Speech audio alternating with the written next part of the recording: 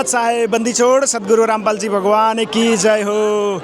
आज हामी सन्त रामपालजी महाराजको पावन सान्निध्यमा सतलोक आश्रम धनुषामा चाहिँ भइरहेको 3 दिने विशाल भण्डारा विश्व शान्तिको लागि महाअनुष्ठान भइरहेको थियो। त्यसमा हामीले आएर भण्डाराहरू लिएर सेवाहरू पनि गरियो र परमात्माको दयाले गुरुजीको दयाले फेरि हामी अब घर फर्किँदैछौँ। हाम्रो भगतजी पनि हुनुहुन्छ, अजय भगतजी, सच्चाई भगतजी, बन्दी छोड सद्गुरु रामपालजी भगवान की जय हो।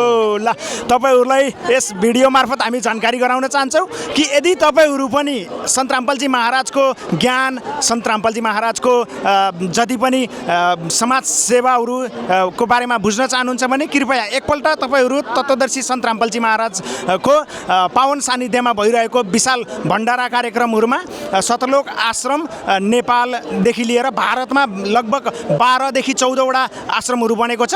त्यहाँ आएर तपाईहरूले यस ज्ञानको बारेमा बुझ्न सक्नुहुन्छ। यो विश्व शान्तिको लागि बनाइएको महाअनुष्ठान हो।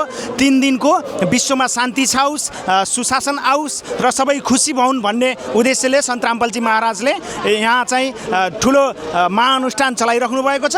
तपाईहरूले देख्न सक्नुहुन्छ धेरै भगतहरू, एकदम हजारौँ भगतहरू आउनुभएको छ, श्रद्धालुहरू आउनुभएको छ सतलोक आश्रम धनुषामा। तपाईहरू पनि आउनु होला र यस महाअनुष्ठानको पुण्य उठाउनु होला। बन्दी छोड सद्गुरु रामपालजी भगवान की जय हो। सत साहेब।